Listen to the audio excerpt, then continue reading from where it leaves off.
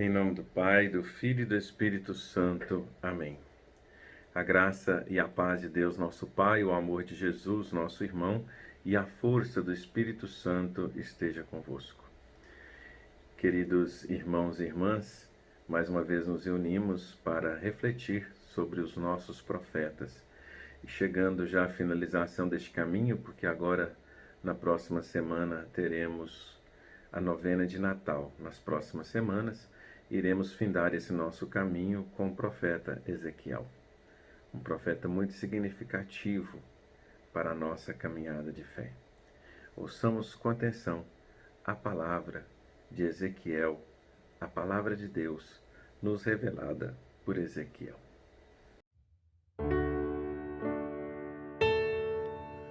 Ó luz do Senhor, que vem sobre a terra, clareia o universo com teu esplendor. Ó luz do Senhor, que vem sobre a terra, clareia com teu esplendor.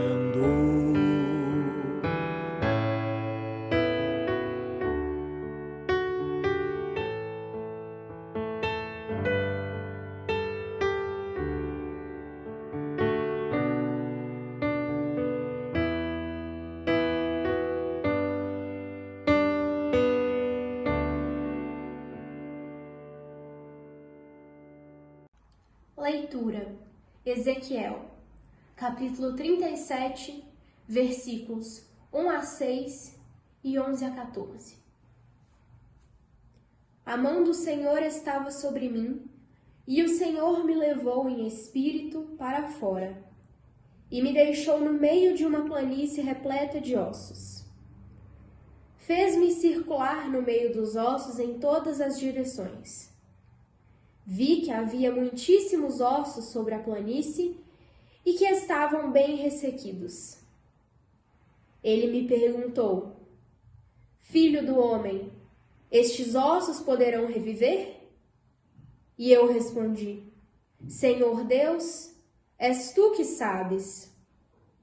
E ele me disse: Profetiza sobre estes ossos e dize-lhes: Ossos ressequidos, ouvi a palavra do Senhor.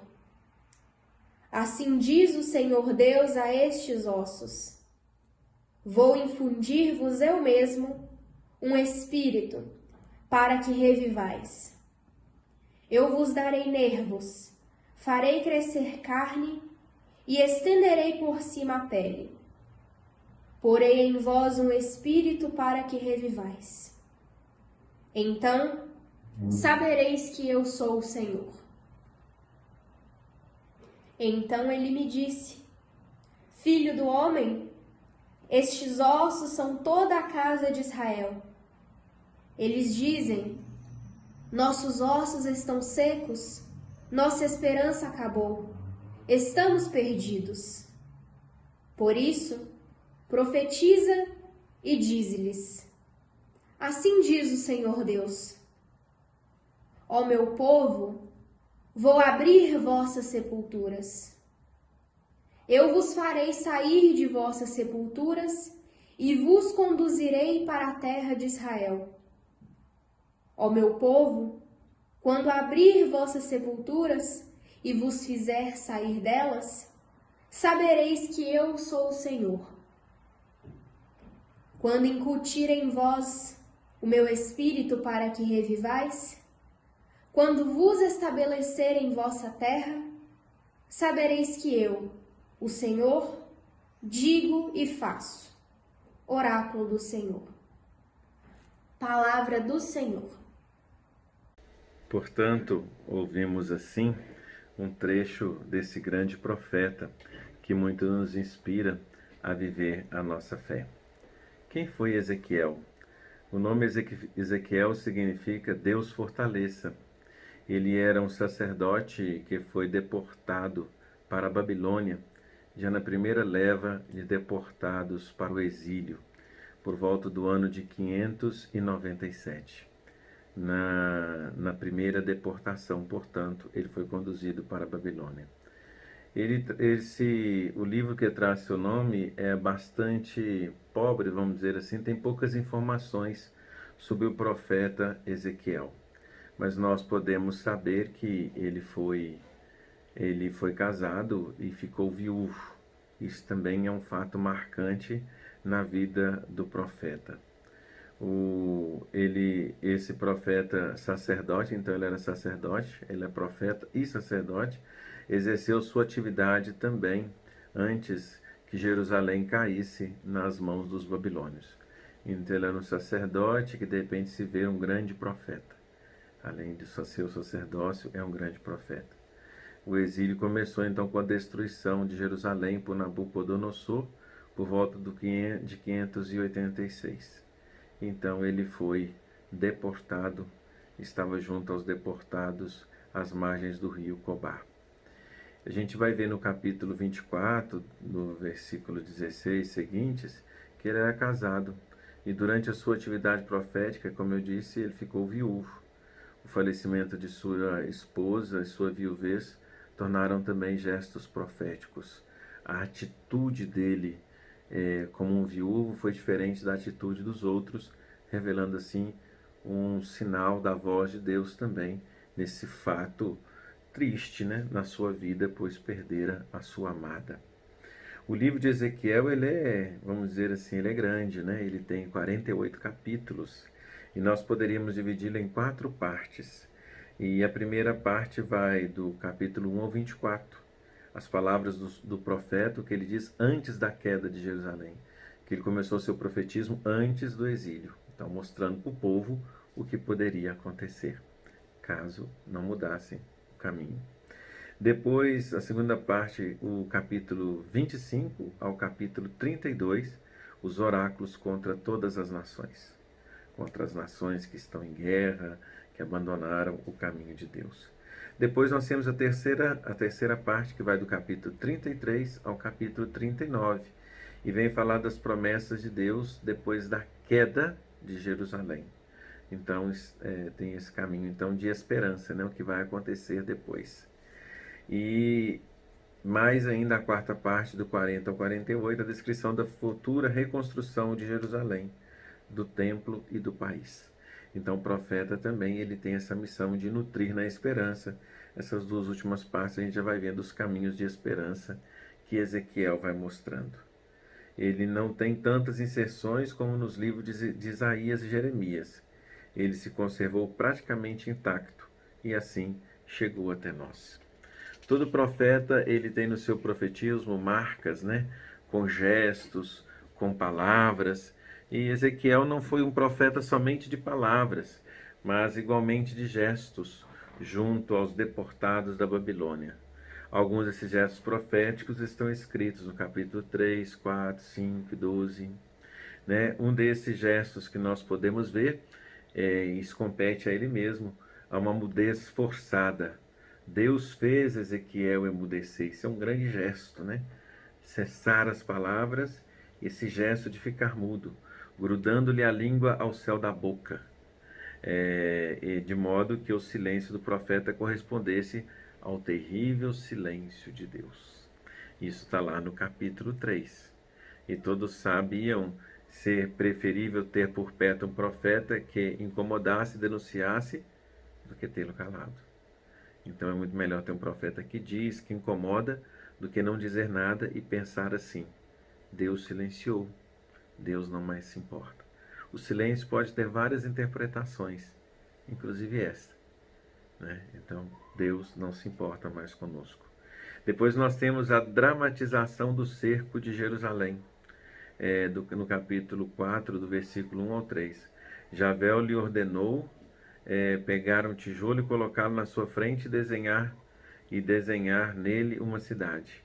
A seguir sitiá-la, construir contra ela trincheiras, levantar aterro, formar um acampamento de soldados rodeado de armas e guerras.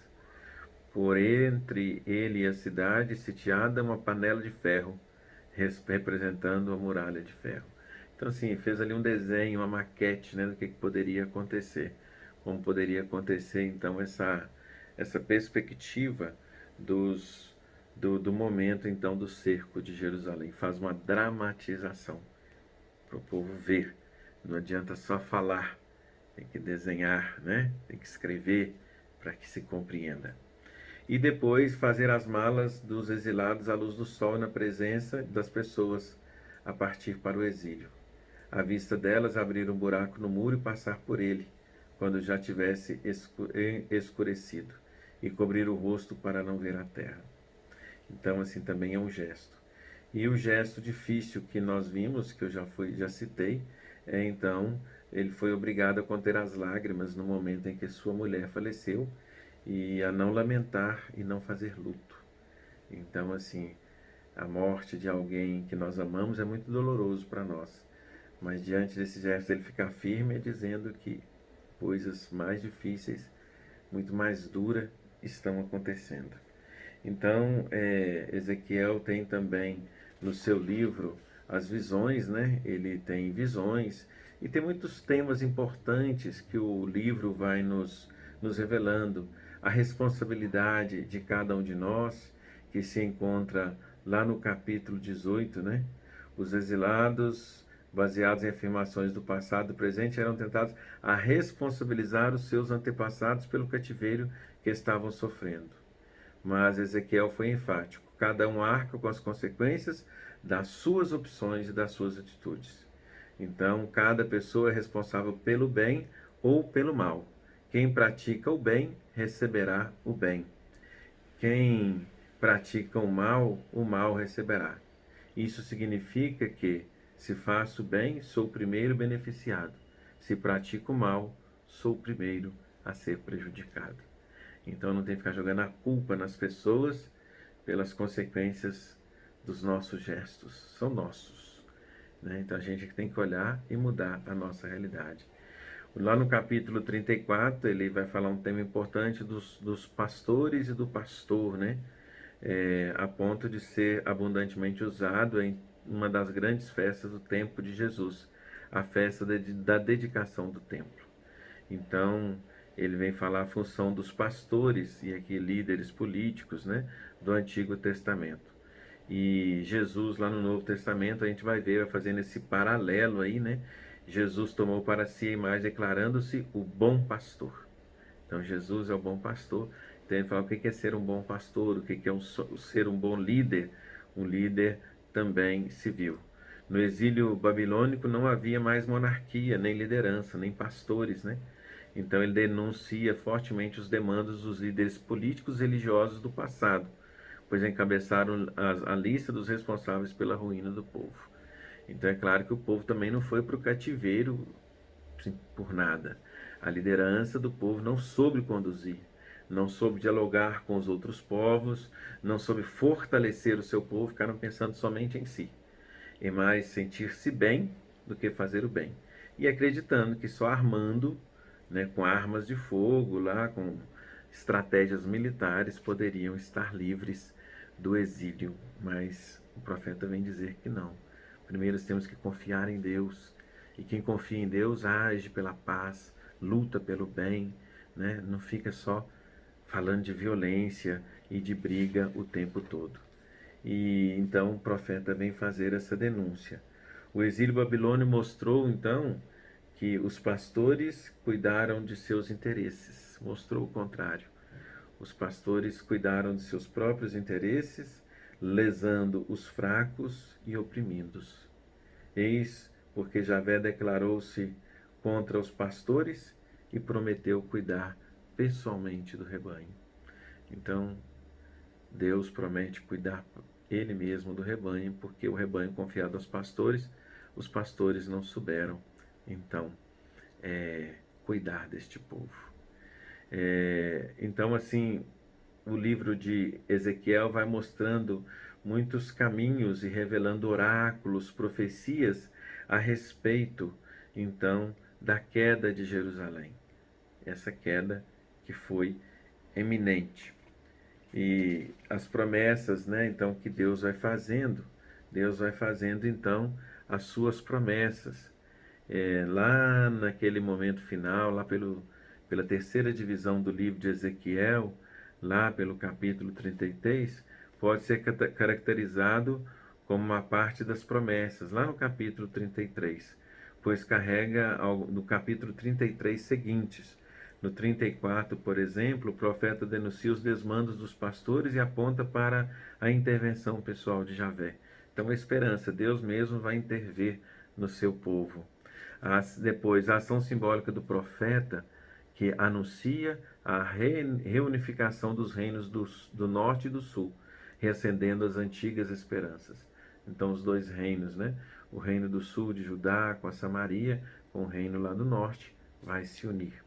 E no capítulo 37, que propriamente nós ouvimos a leitura, né, da nossa ministra leitora, na visão popular encontra-se o episódio mais carregado de esperança. Não é à toa que nós escolhemos, então, esse trecho, né? O profeta é conduzido a um vale repleto de ossos humanos, e esses ossos representam a situação real, a situação de Israel no exílio. Javé, então, pergunta a Ezequiel. O que Javé pergunta, então, para Ezequiel? Se há possibilidade de que essas carcaças voltem à vida. Ezequiel quase que vai dizer assim, o Senhor é que sabe, né? E ordena-lhe a profetizar sobre esses ossos ressequidos. Enquanto Ezequiel profetiza, acontece um tremor e escuta-se um ruído. Os ossos começam a se aproximar e cobrir-se de nervos e carne de pele, tornando-se seres vivos. E o profeta então constata. O que ele define? O Espírito penetrou neles e eles viveram, ficaram firmes na fé, formando um imenso exército. Então, hoje nós temos aí pessoas ressequidas pelo ódio, pela maldade, mesmo proclamando-se pessoas de fé, falando em nome de Deus, mas estão como ossos ressequidos. Então, quando Javé ele dirige a Ezequiel chamando ele de filho do homem, né? Profetiza, filho do homem. Profetiza, filho do homem. Então é hora de profetizar, não é hora de desanimar. A gente tem que ficar firme no profetismo diante desses ossos ressequidos. Não é o fim. Deus trará um novo espírito e uma nova força. E a descrição futura, que é a quarta e última parte, e que vai lá do capítulo 40 ao 48, que vai falar propriamente assim, bem da esperança, né? Essa terceira parte já fala. Mas a última parte aponta para esse caminho de esperança, de retorno, né? O fim do exílio. O povo vai retornar para a sua pátria. Sendo sacerdote, Ezequiel projeta um futuro esplendoroso para o templo e suas festas, para Jerusalém e para o próprio país, com a redistribuição da terra. Olha que bonito. O povo deportado voltará e haverá uma redistribuição justa da terra. Quanto mais justiça se tem, mais a paz reinará, mais a nação terá segurança. E aqui ele traz a esperança para o templo, né? Para a própria reconstrução da cidade. Então ele não fala somente de um lado, mas ele vem falar também do templo, da cidade e da terra, né? Então, da redistribuição. Esses capítulos podem ser chamados de Torá, lei de Ezequiel. Torá é o livro da lei. Então, esses capítulos revelam a lei de Ezequiel. E, por fim, o livro encerra com a magnífica visão do templo, de cujo altar nascem águas sempre mais abundantes e geradoras de vida, também onde não há vida, como no Mar Morto, né?